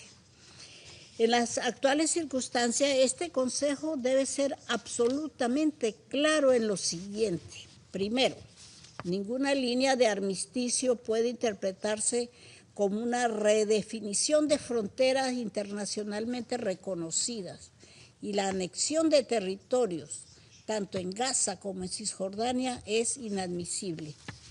Segundo, el desplazamiento forzado de la población y la creación de guetos son inaceptables e incompatibles con el derecho internacional y la dignidad humana. Tercero, el respeto de los principios de neutralidad, independencia y humanidad en la entrega de ayuda humanitaria es innegociable. y la ONU debe permanecer en el centro de la respuesta, inclusive a través de UNRWA. El acceso a servicios básicos como salud, educación y alimento para la población palestina depende actualmente del trabajo de UNRWA y las ONG cuyo trabajo está siendo obstaculizado. Permítame, señor presidente, referirme ahora a la situación en Cisjordania, incluida Jerusalén Oriental, que no deja de ser cada vez más alarmante. En los últimos meses hemos sido testigos de una escalada sin precedentes en la violencia de los colonos, frecuentemente alentada por las propias autoridades israelíes y perpetrada con la aquiescencia o protección de las fuerzas de seguridad de la potencia ocupante.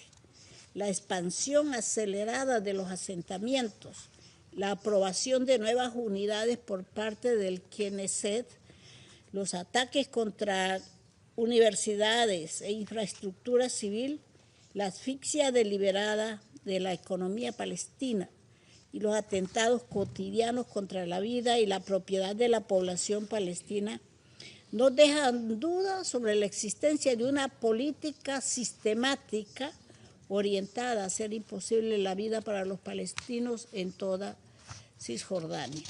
Esta dinámica de anexión de facto y de jure socava las posibilidades de la solución de dos estados. Señor presidente, la persistencia de la ocupación y la ausencia de una solución justa a la cuestión de Palestina continúan teniendo repercusiones directas sobre la estabilidad regional. Aunque los esfuerzos nacionales de Siria y Líbano son evidentes, estos se ven socavados por acciones que atentan contra su soberanía, independencia, unidad e integridad territorial. Este Consejo debe persistir en el acompañamiento a dichos esfuerzos nacionales, reiterando la urgencia de implementar de manera consistente y efectiva sus propias resoluciones, en particular las resoluciones 1559 y 1701. Antes de concluir, deseo subrayar un principio fundamental.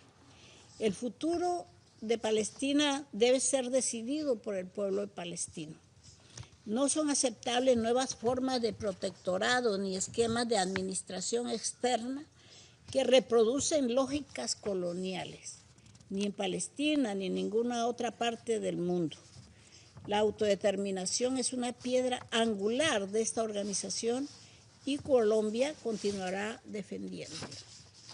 El Consejo de Seguridad tiene la responsabilidad primaria del mantenimiento de la paz y la seguridad internacionales y no puede ceder sus competencias a mecanismos opacos o parciales.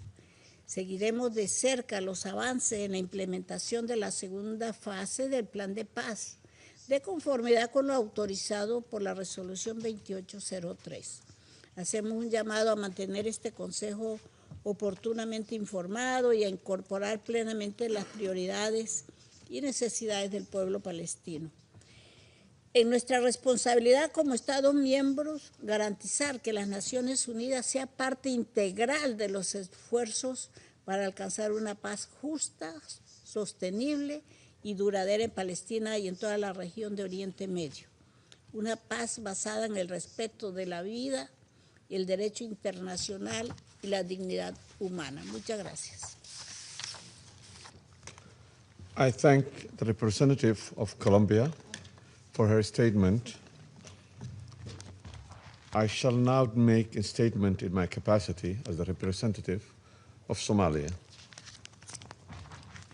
Excellencies, it's my honor in my capacity as the President of the Security Council to convene this high-level quarterly open debate on the Middle East. I welcome Her Excellency Ms. Sarah Baisolov Nayanti, Minister of Foreign Affairs of Liberia, and His Excellency Mr. Georgios Geropetraitis, Minister of Foreign Affairs of Greece, to the meeting. I also want to thank Special Coordinator Alakbarov for his valuable briefings. We meet as the Middle East faces an overlapping political, security, humanitarian, and socio-economic crisis, challenges whose effects are felt far beyond the region. The common thread running through this crisis is the urgent need for a sustained international engagement, renewed trust in multilateral diplomacy, and unwavering commitment to the Charter of United Nations. Let me begin with Palestine, where the ongoing tragedy in Gaza continues to shock the world's conscience. For years, civilians have endured relentless bombardment, mass displacement, and the collapse of essential services. The scale of destruction and catastrophic humanitarian conditions demand that this Council act with unity and resolve. Somalia stresses the international humanitarian law must be upheld fully without exception. The protection of civilians, humanitarian personnel, UN staff, and civilian infrastructure is a binding legal obligation. We reiterate the imperative of an immediate, comprehensive, and sustainable ceasefire and unhindered humanitarian access through multiple entry points. Just 2 days ago, the Council debated the rule of law among nations, a principle central to peace, security, and equality for all states. Yet, Israel has repeatedly violated these tenets without remorse or remedy. Its actions in Gaza, the West Bank, and beyond defy the international law, Security Council resolutions, and the most basic norms of the international system. This persistent impunity undermines not only justice in the Palestine, but also the credibility of this Council and the international order. Somalia is gravely concerned by Israel's escalating campaign against UNRWA, which remains vital for the survival and the dignity of millions of Palestinian refugees. UNRWA is not only a humanitarian actor, it's a lifeline delivering essential services to a population under occupation. Undermining UNRWA is a violation of humanitarian principles and abdication of Israel's responsibility as occupying power under the international law. Israel must ensure the welfare of Palestinian population, not obstruct or penalize those who provide critical support.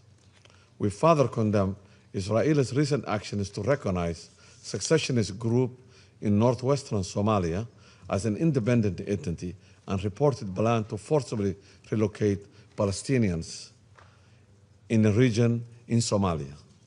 Such actions are a direct violation of Somali sovereignty, unity, and territorial integrity, and threatens the draw of Horn of Africa into the destabilized currents of the Middle East conflict. Attempts to impose new political realities on the African continent set a dangerous precedent and erode the norms of international law and regional stability. The forced displacement of Palestinians from their homeland is unacceptable under international law. Any externally imposed scheme to relocate population or redraw borders will only deepen grievances, inflame tensions, and risk expanding the conflict. We are also deeply troubled by Israel's actions at the Holy Mosque in Jerusalem. Such provocations violate the sanctity of the world's most revered sites and threaten to ignite religious tensions across the region.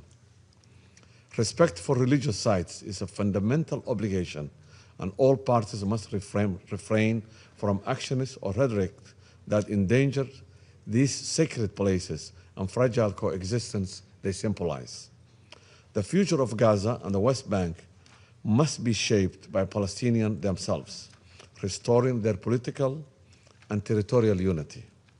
Somalia reaffirms the two-state solution grounded in the relevant UN resolutions, and the Arab Peace Initiative and the New York Declaration remains the only credible framework for peace, justice, and security for Palestinians and Israelis.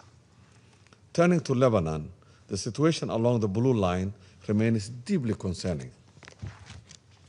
Israel's violation of 1701 are a serious concern and cross-border exchange and a constant risk of miscalculation threaten to drag the region into wider conflict. Somalia emphasizes the UNIFIL safety and freedom of movement must be respected at all times. The stability, sovereignty, and territorial integrity of Lebanon are essential for regional equilibrium. In Syria, the consequences of conflict remain acute. The country faces political stagnation, humanitarian distress, and ongoing instability. Any unilateral measures or externally driven arrangement risk undermining Syria's unity and sovereignty, and humanitarian access must be safe, principled, and predictable. Resolution 2254 remains the only international agreed framework for the lasting settlement. We urge renewed commitment to Syrian-owned process that advance national reconciliation and safe voluntary return of the refugees. Repeated Israeli strikes inside Syria, which escalate tensions, must cease in line with international law. In Yemen, the reopening of Aden Airport, stabilization in parts of the south have improved access, but shifting control and continued detention of UN and humanitarian staff in the north are unacceptable and must end. Chronic underfunding threats, life-saving operations, Yemen's path to peace requires Yemeni-owned process grounded in established references. Stability comes when all parties honor their commitment and ensure weapons remain under state control. We reject against any attack on Yemeni sovereignty, territorial integrity, national unity, and independence. Regional dynamics involving Iran remain worrisome.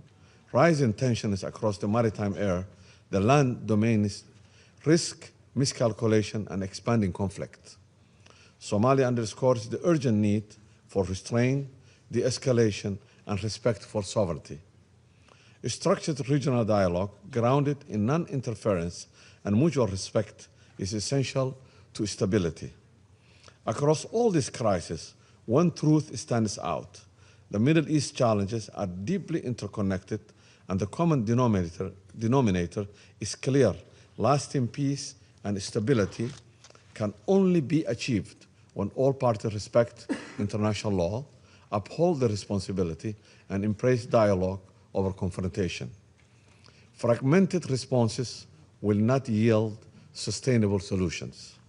Somalia urges coherent, principled engagement from this Council and renewed investment in political processes that put the aspirations and the dignity of the region's people at their core. In that context, the late US President Jimmy Carter's commitment to peace shaped the region, notably through the Camp David Accords, and a breakthrough that proved dialogue and respect for agreement can replace conflict. I close excerpts from his book, Palestine, Peace, Not Apartheid. I quote, "The bottom line is this: peace will come to Israel and to the Middle East only when the Israeli government is willing to comply with international law, with a roadmap of peace, with official American policy, with wishes of the majority of its own citizens, and honor the previous commitments by accepting its legal borders." End of quote. I now resume my function as the President of the Council. I wish to remind all speakers to limit their statements to no more than 3 minutes in order to enable the Council to carry out its work expeditiously. The flashing light on the microphone will prompt speakers to bring their remarks to a close after 3 minutes. I now give the floor to the representative of Hashemite Kingdom of Jordan. شكرا سيد الرئيس. أتقدم إليكم بالشكر على عقد هذه الجلسة، وإلى النائب المنسق الأممي الخاص لعملية السلام السيد رامز أكبروف على إحاطته القيمة. كما وأرحب بمشاركة معالي وزيرة خارجية ليبيريا ومعالي وزير خارجية اليونان معنا في هذه الجلسة. ويشرفني أن أدلي بهذا البيان باسم المجموعة العربية.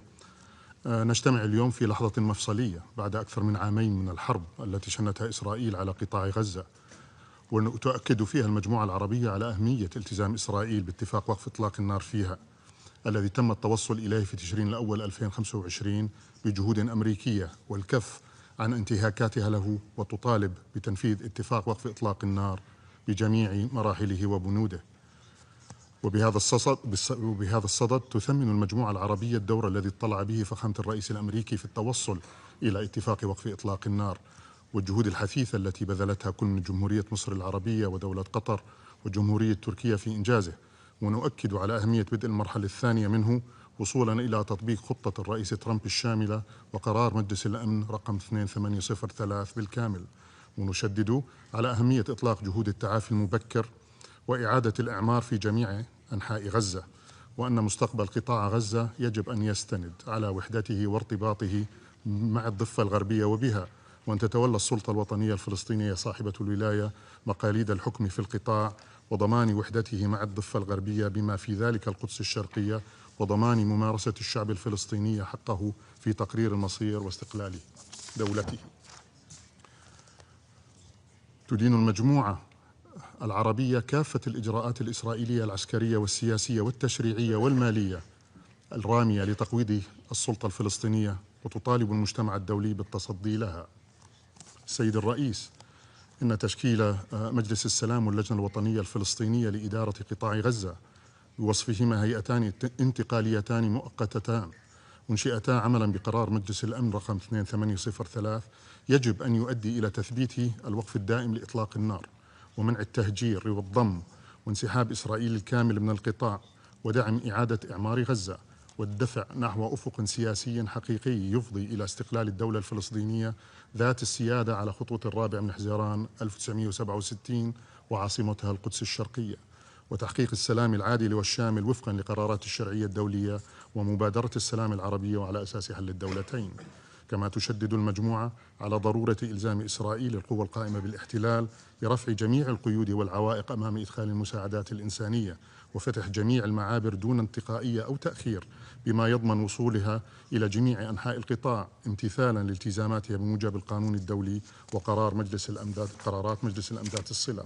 السيد الرئيس، تجدد المجموعة العربية إدانتها لجميع السياسات والممارسات الإسرائيلية غير القانونية في الأرض الفلسطينية المحتلة بما في ذلك في الضفة الغربية، باستمرار التوسع في الاستيطان وهدم المنازل ومصادرة الأراضي واستمرار إرهاب المستوطنين. ونشدد على أن لا سيادة لإسرائيل على الضفة الغربية المحتلة أو أي جزء من الأرض الفلسطينية. وبهذا الصدد تثمن المجموعة تأكيد فخامة الرئيس الأمريكي منع إسرائيل ضم الضفة الغربية. السيد الرئيس، ترحب المجموعة باعتماد الجمعية العامة للأمم المتحدة قرارها المؤيد لإعلان نيويورك بشأن استقلال الدولة الفلسطينية وتنفيذ حل الدولتين الصادر عن المؤتمر الدولي حول التسوية السلمية للقضية الفلسطينية وتنفيذ حل الدولتين الذي ترأسته المملكة العربية السعودية والجمهورية الفرنسية. كما تشدد المجموعة على أن القدس الشرقية هي جزء لا يتجزأ من الأرض الفلسطينية المحتلة وأن لا سيادة لإسرائيل عليها، وعلى ضرورة احترام إسرائيل الوضع التاريخي والقانوني القائم للمقدسات الإسلامية والمسيحية فيها. ونؤكد أن إدارة أوقاف القدس وشؤون المسجد الأقصى المبارك التابعة لوزارة الأوقاف والشؤون والمقدسات الإسلامية الأردنية هي الجهة القانونية صاحبة الاختصاص الحصري بإدارة شؤون الحرم القدسي الشريف كافة وتنظيم الدخول إليه في إطار الوصاية الهاشمية التاريخية على المقدسات الإسلامية والمسيحية في القدس الشريف. كما تؤكد المجموعة على أهمية دور لجنة القدس ووكالة بيت مال القدس الشريف الذراع التنفيذي للجنة ودعم كل ما تقوم به اللجنة من جهود. السيد الرئيس، تشدد المجموعة العربية أيضا على أهمية دور وكالة الأنروا الذي لا غنى عنه في تقديم الخدمات الحيوية لأكثر من 5.5 مليون لاجئ في جميع مناطق عملها وفقا لتفويضها الأممي. وفي هذا السياق نعيد التذكير بالرأي الاستشاري لمحكمة العدل الدولية الصادر في تشرين الأول 25 الذي أكد أن إسرائيل ملزمة بأن تضمن الاحترام التام لحرمة مقرات الأمم المتحدة وحصانتها بما في ذلك وكالة الأنروا.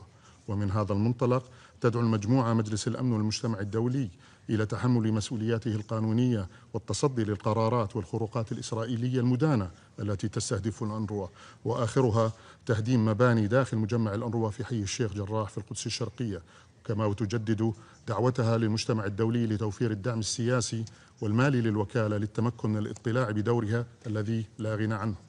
وتدين المجموعة الإجراءات التعسفية الإسرائيلية ضد مؤسسات المجتمع المدني والمؤسسات الإنسانية العاملة في الأرض الفلسطينية المحتلة، وتطالب بوضع حد لها. سيد الرئيس، فيما يخص سوريا، تدين المجموعة جميع الاعتداءات الإسرائيلية على سوريا والتوغل داخل أراضيها، والذي يعد خرقا فاضحا للقانون الدولي وعدوانا على سيادة سوريا وتصعيدا خطيرا يزيد من التوتر والصراع. وتطالب المجتمع الدولي ومجلس الأمن بالتحرك الفوري لتطبيق القانون الدولي وإلزام إسرائيل بوقف عدوانها والانسحاب من الأراضي السورية التي تتواجد فيها في خرق واضح لاتفاق فض الاشتباك لعام 74. وتعيد المجموعة التأكيد أن الجولان السوري هو أرض سورية محتلة، وترفض قرار إسرائيل ضمه وفرض سيادتها عليه. أما فيما يخص لبنان، ترحب المجموعة العربية بجهود الحكومة اللبنانية بإعلان الجيش اللبناني الانتهاء من تنفيذ المرحلة الأولى من خطة حصر السلاح التي تواكب عزم الدولة اللبنانية بسط سيطرتها على كامل الأراضيها وبقوتها الذاتية، وتتطلع لانعقاد المؤتمر الدولي لدعم الجيش اللبناني وقوى الأمن الداخلي في 5 آذار المقبل الذي تستضيفه فرنسا، بمسعى مشكور من السعودية وقطر ومصر وفرنسا والولايات المتحدة. وتدين المجموعة الانتهاكات الإسرائيلية اليومية لسيادة لبنان وللقرار 1701، بما في ذلك استمرار احتلالها ل5 مواقع حدودية في جنوب لبنان وإنشاء ما يسمى بالمناطق العازلة داخل الأراضي اللبنانية. وتدعو مجلس الأمن إلى تحمل مسؤولياته وإجبار إسرائيل على وقف اعتداءاتها والانسحاب من جميع الأراضي اللبنانية المحتلة فورا، وإطلاق سراح جميع الأسرى اللبنانيين. ختاما سيد الرئيس، المجموعة العربية تجدد تأكيدها على أن السلام العادل والشامل والدائم هو خيار عربي استراتيجي، ويظل السبيل الوحيد لتحقيق هذا السلام هو قيام الدولة الفلسطينية المستقلة ذات السيادة على خطوط الرابع من حزيران 67 وعاصمتها القدس الشرقية المحتلة، وفقا للمرجعيات المعتمدة لمبادرة السلام العربية وقرارات الشرعية الدولية ذات الصلة. شكرا سيدي الكريم. The representative of Hashemite Kingdoms of Jordan for his statement, and now give the floor to the representative of Philippines. Thank you, Mr. President. Since 1947, the question of Palestine has remained on the United Nations agenda, making it the longest-running issue before this organization. It is not merely a territorial dispute, but a defining political and moral issue whose resolution remains essential to peace and stability in the Middle East. The Philippines welcomes the cessation of hostilities in Gaza and the progress achieved under the comprehensive plan endorsed by the Security Council in Resolution 2803. After 2 years of devastating conflict and immense civilian suffering, the ceasefire offers an opportunity to stabilize a situation that has long threatened international peace and security. At the same time, the ceasefire remains fragile, making immediate and sustained Council attention to the implementation of the Gaza peace plan as essential. In this regard, the Philippines wishes to underscore the following. First, humanitarian conditions in Gaza remain critical. While access has marginally improved, civilians continue to face severe food insecurity, widespread displacement, and the collapse of essential services, further aggravated by winter conditions. Free, safe, and unimpeded humanitarian access must be ensured without delay. In this connection, due to recent developments in East Jerusalem, we are deeply concerned over the ability of the United Nations to provide the necessary humanitarian assistance so urgently needed by the Palestinian people, especially in Gaza. Secondly, the Philippines welcomes the UN Security Council Resolution 2803 on the implementation of the comprehensive plan to end the Gaza conflict. We note that the resolution calls upon member states and international organizations to work with the Board of Peace to identify opportunities to support the reconstruction of Gaza, and for the World Bank and other financial institutions to facilitate and provide financial resources to support the reconstruction and development of Gaza, including through the establishment of a dedicated trust fund. Thirdly, stabilization and reconstruction should lead to a long-term and credible political horizon. The Philippines thus reaffirms its support for the two-state solution as the only viable and lasting path to peace. We support renewed diplomatic efforts, including the New York Declaration and the Global Alliance to advance lasting peace in the Middle East. Mr. President, as a committed partner, pathfinder, and peacemaker, the Philippines stands ready to work with the Council and other members of the international community to work towards a just and lasting peace in the Middle East. Thank you. I thank the representative of Philippines, and I now give the floor to the representative of Indonesia. Thank you, Mr. President, for convening this meeting, and we also thank all briefers for the valuable briefing. Indonesia aligns ourselves with the statements to be delivered on behalf of the OIC, the Non-Aligned Movement, the Committee on the Exercise of the Inalienable Rights of the Palestinian People, and the core group of the Shared Commitment of UNRWA. In my national capacity, allow me to make the following statement. Indonesia reiterates our unwavering commitment to a just, lasting, and comprehensive peace in the Middle East, with the peaceful resolution of the question of Palestine at the center. While collective support for the peaceful resolution continues to grow, the reality on the ground stands in painful contrast. We deplore ongoing violence in Gaza and the West Bank, including East Jerusalem, that undermines prospect for peace. We all understand that violence will only beget more violence. It is therefore our collective duty to take decisive action to end this catastrophe, ensuring the two states can live side by side in peace and security within their own sovereign and independent territories in accordance with internationally agreed parameters and relevant UN resolutions. To this end, Indonesia underscores three urgent priorities. First, any peace plan should aim towards a peaceful, just, and lasting solution. The effectiveness of the second phase of the comprehensive peace plan must be ensured to bring humanitarian assistance on the ground. Indonesia welcomes the establishment of the National Committee for the Administration of Gaza, and our decision to join the Board of Peace with other countries of the Group of Eight is based on our clear commitment to preserving the two-state solution and continue to be guided by Security Council Resolution 2803. This led me to my second point, preserving the centrality of the Security Council. As the custodian of international peace and security, the responsibility to advance and safeguard an effective peace process remains with this Council. The Council must remain seized to ensure that all efforts and processes remain anchored in UN Charter and international law. This requires the Council to exert its leadership through consistent monitoring for compliance and ensuring UN agencies and UN-led humanitarian efforts serve as an integral part of the peace process. Third, protection of civilians, cessation of violence, and unimpeded humanitarian access are prerequisites for credible political horizon. These are not optional, these are legal obligations. We are therefore gravely concerned on the continued attacks on UNRWA, a blatant violation of international law, including the Convention of Privileges and Immunities of the UN and the ICJ advisory opinion in October 2025, which will deprive millions of civilians of much-needed life-saving assistance. This Council must be able to move beyond condemnation and rise to its responsibilities to halt all violence and violations of international law, to bring a genuine political momentum and create a just and lasting peace. Mr. President, Indonesia continues to reaffirm our principled position that the entire peace process must lead to end illegal occupation of the Palestinian territory and achieving the two-state solution. This is key to lasting peace in the Middle East. The international community must act with unity, resolve, and moral clarity to ensure that peace, justice, dignity, and humanity prevail. Thank you. I thank the representative of Indonesia for his statement.